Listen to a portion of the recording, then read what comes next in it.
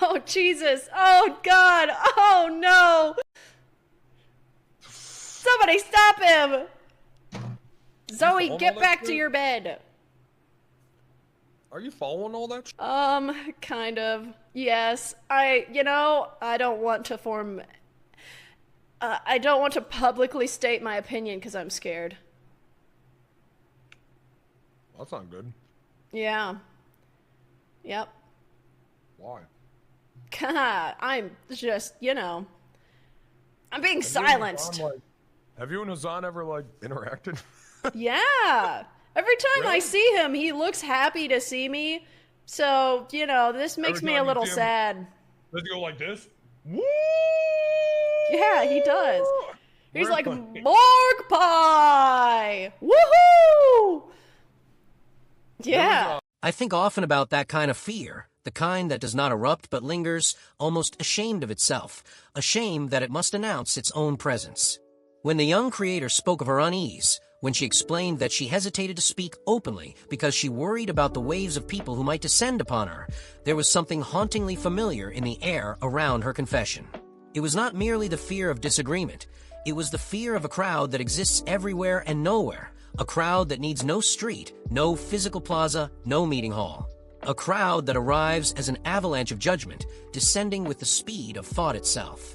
In this new age, so much of what we are is mediated through unseen hands. Our joys, our quarrels, our confessions, they all take shape under the gaze of an audience whose faces we never meet. And that audience does not gather in silence. It comes roaring, memeing, speculating, circling around the digital ether like a swarm electrified by its own momentum. The young woman at the center of this moment lives in that world, a world where her own body has become a beacon, sometimes of admiration, sometimes of curiosity, sometimes of something heavier, harder to name. She exists in a space that rewards vulnerability while weaponizing it, that encourages openness while stripping the speaker of the protections that openness once promised. When she brought into the open that she felt muted, not by a single person, but by the vast possibility of repercussions, she touched on a truth as old as human community. There has always been danger in being seen. The ancient stories speak of villages where a single misspoken word could bring mountains of trouble. The epics recall queens and prophets whose truths stirred armies. And today, even without kingdoms, the power of being witnessed has only grown. A creator may speak to a camera alone in her room, but the gaze she meets is the unbounded gaze of tens of thousands. Their thoughts, their passions, their assumptions, they can fall upon her with the weight of an entire civilization. So when she said she felt afraid to speak plainly, I understood the compact she was articulating. In the modern digital commons, the crowd has become a sovereign unto itself. It has its own rituals, its own loyalties, its own codes of offense and honor. And in the constellation of online personalities, one man has gathered his own constellation of people, people who see themselves reflected in him, who take embers of his passion into themselves, who wave his banner even when he is nowhere near. To have such a following is a triumph. To stand adjacent to such a following is something else entirely. One may be cherished by individuals within that multitude, embraced even, but the act of speaking about that multitude can still feel like trespassing across sacred borders. I think about how she described those encounters with the man himself. How he seemed warm, greeting her as though greeting a familiar face in a crowded room. That warmth was sincere, unforced. And yet the nature of online ecosystems is that affection from the person at the center of the storm does not automatically shield you from the winds generated around him. His kindness is his own. The actions of those who claim his banner are something separate. And this separation is what unsettled her, the realization that even a positive relationship cannot easily calm the noise that surrounds him. There's an ancient feeling in her confession, that sense of walking through a marketplace where any raised voice might transform into a public spectacle. She was not concerned about the man she knew. She worried about the chorus behind him, the chorus that moves as if with a single intention, even when composed of thousands of disparate individuals. And this chorus, like so many crowds before it, has the power to exalt or condemn at dizzying speed. It is the speed that terrifies, a velocity that robs a person of time, of preparation, of the space needed to understand the terrain beneath their feet. Fear on the modern internet is not always the fear of physical harm. It is the fear of narrative harm, of becoming a character in a story you did not write, a story whose chapters are drafted in real time by people who do not know you. Once the narrative begins, it grows its own limbs, its own ambitions. It eats context.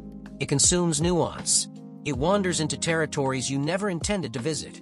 And the person at its center must withstand its march, powerless to stop or redirect the tide. There's a kind of violence in that loss of control, a violence that leaves no bruises, yet leaves a body trembling all the same. I know this violence. Many of us do. It descends on you in the moments before you speak or tweet or laugh too loudly in public. It sits on your shoulder when you consider taking a stance or sharing an opinion that might be misunderstood. This kind of violence teaches you silence, not because silence is noble, but because silence feels like survival. And so her restraint, her pause, her hesitation, it became a window into this internal negotiation. She lives in a marketplace of voices, each voice carrying its own hunger.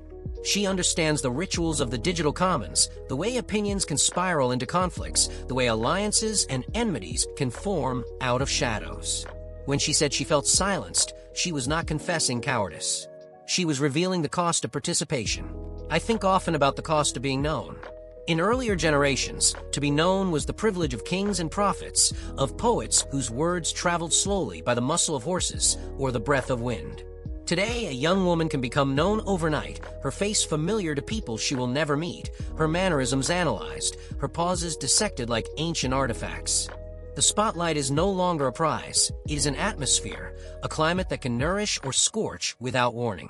In this climate, kindness from one person, no matter how sincere, cannot always offset the weight of collective interpretation. She knows this intimately. So when she speaks of fear, she speaks of a knowledge built from experience. She speaks of interactions with that massive digital chorus, a chorus that may applaud her one day and critique her the next with the same fierce energy. And there is something deeply human about her sadness. She felt the warmth of a man who greeted her joyfully, who seemed genuinely glad to see her. Yet there was within her a distance, a separation created not by him, but by the aura that surrounds him. She mourned that distance. She mourned the way fear can insert itself even when kindness is offered. She mourned the impossibility of moving freely in a space where every action is magnified. That sadness is the lament of an age in which the crowd carries more power than the individual at its center. She was not mourning the man. She was mourning what the space around him had become, an unpredictable sea that she could not trust to hold her gently. And in her voice, I heard echoes of countless others who have navigated similar waters, creators and thinkers and ordinary people who discovered that visibility is a fragile gift.